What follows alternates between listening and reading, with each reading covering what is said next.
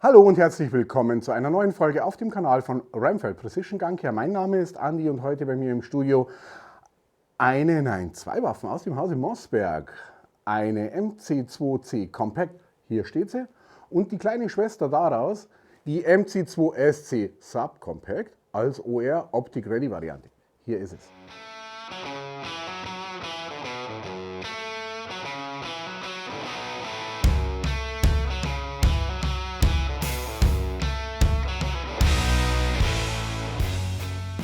Beide Waffen sind im Kaliber 9 mm Luger.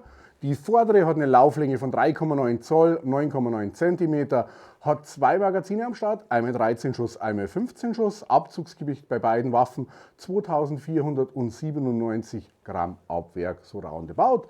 Die vordere Waffe hat 595 Gramm Eigengewicht ohne Munition.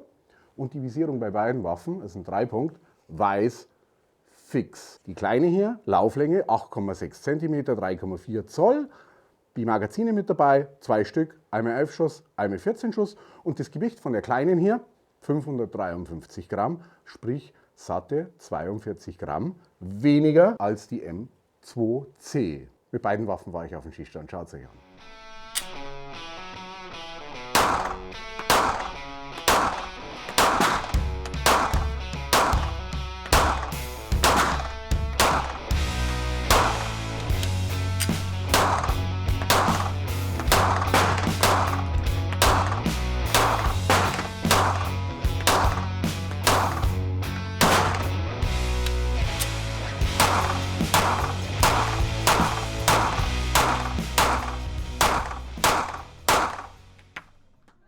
Beide Waffen 2x10 Schuss, ist eine sehr führige Waffe, sehr schmal, sehr schlank, passt auch hier in meine ich habe jetzt nicht die größten Hände, passt aber ganz gut rein. Wir machen beide Waffen sauber. Eine werden wir dazu zerlegen, die andere lassen wir so wie sie ist. Ich nehme die größere und die kleinere kommt aktuell mal weg. Bevor wir die Waffe reinigen, obligatorische Sicherheitsüberprüfung. Patronenlager ist frei, Waffe ist also nicht geladen, besteht keine Gefahr, wir können ganz locker handeln. Wie ist die Mossberg MC2C Compact zu zerlegen? Wir öffnen die Waffe über den Schlittenfang und haben hinten dann eine Verriegelungsplatte. Um das System jetzt zu zerlegen, ist diese geriffelte Fläche hier, Platte nach innen drücken und nach hinten schieben, dann könnt ihr die rausziehen und ihr müsst auch nicht vorsichtig sein mit dem Daumen hier. Hier springt nichts raus. Über den Schlittenfanghebel die Waffe langsam schließen und hier kommt bereits der Schlagbolzen. Das System geht jetzt nach vorne raus, Griffstück zur Seite und dann sind wir wie bei jeder anderen Pistole auch, Rückholfeder raus, Lauf raus und schon haben wir alle Komponenten hier liegen. Was verwende ich, um die Waffe zu reinigen? Rheinfeld Rope mit Flex-Tip, Rheinfeld Reinigungsfilze Kaliber 9 mm, Chemie G96 Gun Treatment und imprägnierte Polierwatte für Metalle. Ich habe mir sagen lassen, es nehmen Musiker für ihre Blechblasinstrumente, reinigt aber wohl auch hervorragendst alles, was so an Schmauchablagerungen auf einer Waffe ist. Das Ganze habe ich erfahren und diesen Tipp habe ich bekommen von einer Sportschützin, amtierende Europameisterin Yvonne Steinke. Die reinigt ihre Revolver damit. Das aber in einer anderen Folge. Eine Bürste, Nylon oder Messing, ein Tuch und immer, wenn es um Chemie geht, bitte Handschuhe. Es wird nicht schaden. Chemie, die reinigt, die löst. Hautbarriere muss nicht im Körper sein. Ich habe hier ein Öl G96 Gun Treatment. Cleans, lubricates, protects, reinigt, schmiert und schützt. Wir probieren es einfach aus. Wir beginnen mit dem Lauf und geben dem Ganzen mal Zeit, hier einwirken zu können. Nach 20 Schuss wird nicht wirklich viel drin sein, aber wir schauen einfach doch mal, ob wir was rausbringen. Rheinfeld Rope. Vorne eine flexible Spitze. Wir gewährleisten immer, dass der Filz zentriert im Lauf sich befindet und nicht durch ein starres Seil eventuell verkantet. Diese Spitze vorne ist rotierend. Beweis, einmal Filz, übrigens die Verpackung, wieder verschließbar. Wir holen uns hier einen Filz zum Auftragen vom Filz, die Rändelmutter ab. Über dieses metrische Gewinde wird der Filz aufgezogen, aufgestellt, hinten die Rotation festhalten und aufdrehen. Und dass wir hier eine Rotation haben, können wir ganz einfach beweisen. Man nehme einen Stift, versiehe den Filz mit einem Strich und rolle ihn über die Unterlage. Dicke Stahlseile immer gut, weil leicht im Handling, einfach im Handling, auch bei Langwaffen schön übers Patronenlager in den Lauf zu schieben. Immer toll, geht leicht. Hinten, wenn man mal Zug hat, das Wickeln des Seils schneidet mich nicht in die Hand durch seinen hohen Durchmesser. Nachteil: Ein Seil dieser Stärke wird sich nicht drehen. Wir erinnern uns an Putzstöcke. Es wird gepredigt, und nicht zu Unrecht, Putzstöcke sollen kugelgelagert sein. Hintergrund: Der Filz, das Patch, soll den Zügen und Feldern folgen können. Bei Zugsystemen wird es immer komischerweise ignoriert. Um hier eine Rotation zu erreichen, braucht man entweder ein sehr, sehr dünnes Seil, das gewährleistet so 1,5 bis 2,5 Umdrehungen. Je dünner, umso mehr. Bei dicken Seilen brauchen wir über eine Rotation nicht zu sprechen. Nachteil von dünnen Seilen: sehr labbrig, schneiden sich in die Hand, wenn man sie rumwickelt und zieht. Nachteil von dem dicken Seil: starr, unflexibel, zentriert den Patch, den Filz nicht ordentlich im Lauf. Hier haben wir eine Kombination. Leichtes Handling vom dicken Stahlseil, garantiertes Zentrieren des Filzes und durch die rotierende Spitze haben wir hier eine Entkoppelung. Vom dicken Seil aufs dünne Seil Flexibilität und die Rotation der Spitze. Also hier haben wir den Griff, den kugelgelagerten, vom Putzstock in die Spitze transferiert. Dass man dieses Seil auch als Putzstock bei kurzen Läufen verwenden kann, zeige ich euch gleich. Wie hier bei einem 9 mm System oder kleiner. Die lange Spitze geht durch jede Mündungsbremse, geht aber sicher nicht durch kleine Kurzwaffenkaliber, darum teilbar. Das nächste: Die Adapterspitze für die Filze ist ebenfalls abnehmbar. Die Spitze passt auch ohne Flex-Tipp auf das starre Seil. Und jetzt baue ich mir einen Putzstock draus. Ihr nehmt das offene Ende, 4 Finger breit, 3 Finger breit bei größeren Händen. Dann geht eine Schlaufe außen an den Fingerspitzen vorbei, eine zweite innen Richtung Daumen. Und der Rest vom Seil mit der Spitze wird von unten durch die Öffnung gefädelt. Einmal, zweimal, dreimal, viermal. Und so würde ich das jetzt mal stehen lassen. Je kürzer der Lauf, umso kürzer könnt ihr das wickeln. Okay? Ich nehme nochmal eine Windung raus. Dann habe ich hier mehr Platz. Jetzt kommt der Filz drauf. Wir haben jetzt hier aber keine rotierende Spitze. Und wir tragen ein bisschen Öl ein. In Schussrichtung vom Patronenlager. Filz einführen, Daumen vorne drauf, bis zum Daumen schieben. Schaut mal, es ist so starr, das Seil. Ohne Probleme. Zurück, einwirken lassen. Zum Verschluss. Hier haben wir ein bisschen Schmodder drauf. Wir könnten jetzt mit der Bürste arbeiten. Ich probiere aber jetzt hier auch mal dieses Metarex. Ich nehme mir ein bisschen was raus und wir schauen uns jetzt einfach mal hier diese Ablagerungen an. Die Watte mit dem, was immer da getränkt ist. Messing löst die Watte mehr nicht. Das hier ist Messingabrieb, was wir hier sehen. All die Weilen. Hier die Magazinthematik sitzt und beim Repetieren der Waffe rutscht es dann drüber und nimmt die nächste mit raus. Und da haben wir Messingabrieb. Wir probieren das nächste, Gun Treatment, sprühen das hier mal ein und lassen es einfach mal stehen. Immer wenn es eng wird, wenn es richtig ekelhaft wird, 4,0er Stahlwolle hat eine klasse polierende Wirkung, ohne hier Material abzutragen. Brinierungen kriegt ihr ab mit. Also auf der Brinierung eine 4,0er Stahlwolle macht keinen Sinn. Wie wir sehen, auch damit kriegen wir jetzt den Messingabrieb nicht wirklich raus. Wollt man weghaben, müsste man mit Ammoniak reinigen. Griffstück. Abzugseinheit könnte gezogen werden über Ausdrücken dieses Stifts.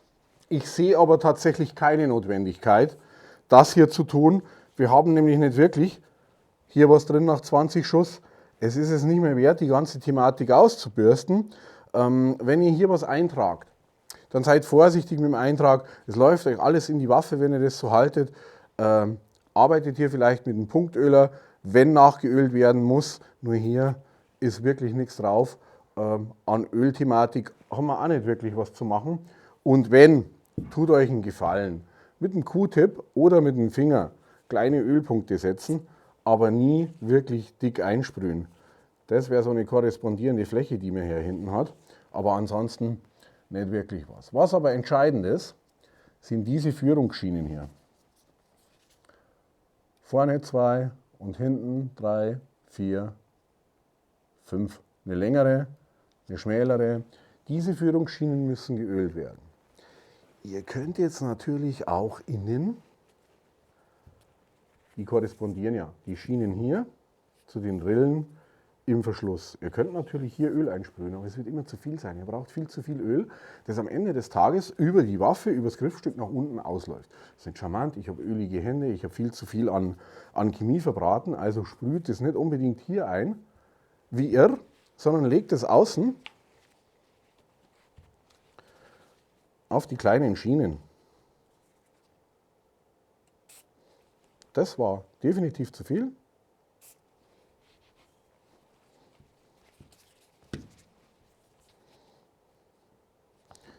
Ein Punktöler wäre hier vielleicht ganz nett. Oder das Thema eben über die Finger, weil Handschuh kein Problem.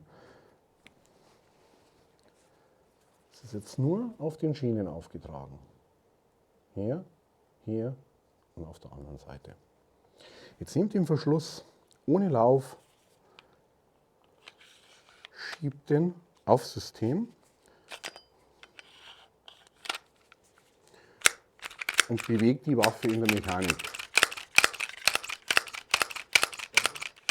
Dass ihr die Waffe einfach auch mal dreht. Erdanziehungskraft. Öl kann nach unten laufen, wenn ihr es bewegt. Wird sich das Öl sauber auf den Schienen verteilen und ihr werdet nie wirklich zu viel drauf haben. So, wenn wir den Schlitten jetzt hier abschieben, dann sehen wir, dass sich hier einiges verteilt hat und hier innen noch mal einiges verteilt hat. Große Frage aller Fragen. Schlagbolzen. Ölen, ja oder nein? Wird eine endlose Diskussion geben, war schon immer diskutiert, wird immer diskutiert sein. Die einen sagen nein, die anderen sagen ja. Ich sage so viel wie nötig und so wenig wie möglich. Wenn ich jetzt hier unter die Feder gucke, sehe ich, dass auf dem Schlagbolzen eine leichte Ölschicht ist. Bedeutet für mich, ich mache hier gar nichts. Der kommt einfach zur Seite. Selbes Spiel bei der Verschlussfeder. Hier geht es nur um eine Korrosionsthematik. Hier ist Öl zu sehen, nichts drauf. Wir nehmen jetzt hier einen Filz, schrauben den auf. Wenn ihr mehr Reinigungsfläche haben wollt, nehmt ihr einen zweiten Filz, der wird einfach nur aufgesteckt und dann guckt hier vorne das Gewinde ganz leicht raus. Und die Rändelmutter setzt ihr mittig auf und die kriegt dann 1 bis 2 Umdrehungen. 1 bis 2 Gewindegänge, dann sitzt das Ganze fest drauf. Wir geben dem noch ein bisschen Öl, um Reinigungswiderstand oder vielmehr einen Schubwiderstand zu minimieren. Meter Seil da durchziehen oder hier einen Pistolenputzstock draus machen. Schaut mal. Funktioniert ohne Probleme. Er hat aber sicher was gereinigt, er geht nämlich hart zu schieben und wir haben jetzt mehr Fläche.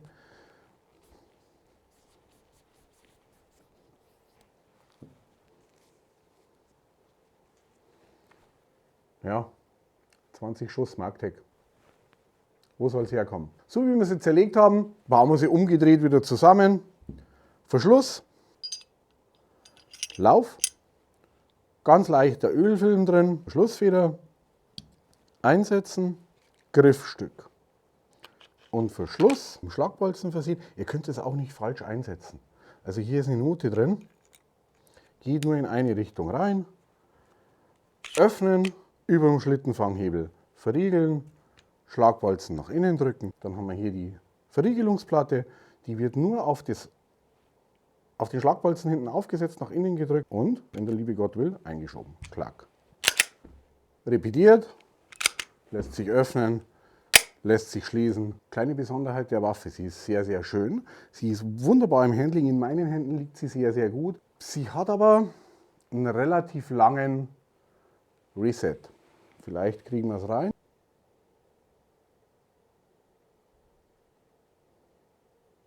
Ich persönlich mag eher längere Resetwege als kürzere Resetwege, ist mir ein wohleres Gefühl. Wo verorte ich diese Waffe? Hier die MC20, sicher Behörden, sicher Jagd, sicher Sport. Die Compact, die wir uns gleich nochmal anschauen, Behörden, Jagd, selbstverständlich, Sport, maybe. Besonderheit der ganz kurzen Variante, sie ist OR, Optical Ready.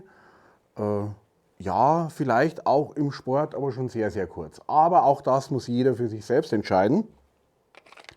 Ich zeige euch kurz die schnelle Reinigung. Der Subcompact am Schießstand. Remfeld Rope. Bauen wir sie kurz zusammen. Und habe auch hier schon einen Filz aufgezogen. Ich würde tatsächlich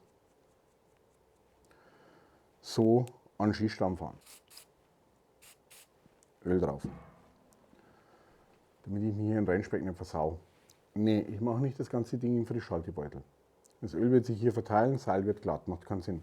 Ich mache hier um den geölten Filz entweder Frischhaltefolie, geht super, weil die selbst hält, oder aber von dem alten Handschuh einfach die Spitze drüber ziehen. Fertig. Machen wir nicht. Das in dem Frischhaltebeutel mit geölter Spitze nicht unbedingt sinnvoll, weil Zugseil wird ölig, öliges Zugseil glatt. Ihr könnt entweder die Spitze mit dem geölten Filz abschrauben und dann in den Frischhaltebeutel packen, Seil alleine in Rangeback, oder aber ihr habt es zusammengebaut und macht vorne um den geölten Filz ein Stück Frischhaltefolie. Remfeld Rope mit Flex-Tip, Waffe warm geöffnet, Kaliber 9 mm oder kleiner, werden wir hier ein Thema haben mit der langen Spitze, weil relativ kleines Patronen, die geht sogar. Aber es ist hier wieder ums Eck, es klemmt hier, ist nicht sonderlich schön, auch hier, auch wenn es Messing ist, diese Messingspitze ins Patronenlager zu drücken. Aus diesem Grund Spitze ab. Und jetzt geht es ohne Probleme hier übers Patronenlager in die 9 mm. Jetzt haben wir natürlich einen unglaublich kurzen Lauf. Wir sehen aber auch hier, das dicke Seil wird jetzt hier entlang schruppen. Haben wir dann eine Spitze dran, wird sich das Ganze irgendwo verkanten. Hier haben wir kein Problem, weil sich das dicke Seil vom dünnen Seil oder das dünne Seil vom dicken Seil entkoppelt. Wir ziehen hier nichts lang, es weicht auf alle Fälle aus. Das sind auch nur 20 Schuss. Hier dreht sich jetzt der Filz. Ich würde es mir kurz einwirken lassen und ziehe dann einen frischen Filz durch. Und dann gucken wir einfach mal, wir haben beide 20 Schuss, identisch. Ob wir hier nicht doch was an Ablagerungen rausbringen, nur dadurch, dass sich der Filz in das Patronenlager einschneiden kann. Ich habe das Öl jetzt hier 5, 6, 7 Minuten so circa einwirken lassen. Ich mache den ölgetränkten Filz ab, mache einen frischen Filz drauf, gebe ihm noch mehr Öl und ziehe ihn nochmal in die Waffe ein. Und dann schauen wir, ob wir hier über das Ziehen und die Rotationsspitze nicht doch was rausbringen, was wir ohne Rotation nicht rausgebracht haben. Naja, schaut mal. Und das ist wieder genauso, wie ich es mir dachte. Zug, Zug, Zug. 20 Schuss, war nicht viel. Aber Rotation greift in die Züge und Felder ein, reinigt. Ganz kurz nochmal zu dem Seil. Sehr starr, teilbare Einfädelspitze, überwindet Mündungsbremsen, geht aber auch für kleine Kaliber. Sehr leicht im Handling, Edelstahl, hitze- und chemiebeständige Kunststoffmantelung, dünne, flexible Spitze mit rotierender Tipp, auch zum Abnehmen Flex-Tipp einzeln erhältlich. Dass ich das nicht schon erwähnt habe, aber das Wickeln des Seils, wenn ihr das richtig macht, erspart ihr euch jede Menge Ärger. Ich zeige es nochmal her. 4 Finger, Messing schaut oben raus, erste Schlaufe geht an den Fingerspitzen vorbei, zweite Schlaufe kreuzt, geht hinten Richtung Handrücken vorbei. Die sollten im Durchmesser einigermaßen gleich groß sein. Und dann wird hier von unten Hand nach oben gedreht und von unten die Spitze durchgezogen. Einmal, zweimal, dreimal, viermal, fünfmal. Und so habt ihr ein tipptopp gerolltes Seil, das leicht wieder auseinander geht und im Rangeback nicht aufgeht. Liebe Zuschauer, MC2C Compact und MC2SC OR Optic Ready, mein Fazit. Sehr, sehr interessante Kurzwaffe, Kaliber 9 mm, ja Klassiker, sehr, sehr führige Waffe. Für meinen kleinen Hände optimal die MC2C OR, sicher ein Thema für die Jagd, sehr klein, sehr kompakt, super, finde ich spitze. OR, diese Ausstattung ist in der heutigen Zeit für mich sinnvoll. Die größere Schwester, die MC2C,